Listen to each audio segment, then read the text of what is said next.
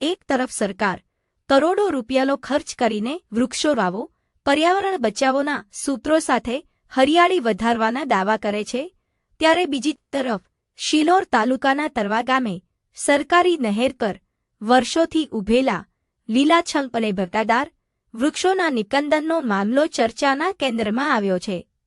સ્થાનિકોમાં એવી ચર્ચા છે કે સાદલી અને તરવા ગામના 2 લાકડાના વેપારીઓ દ્વારા સરકારી નહેર પર આવેલા લીમડા સહિતના વૃક્ષોનું નિકંદન કરી લાકડા પણ સ્થળ પરથી ખસેડી દેવામાં આવ્યા છે.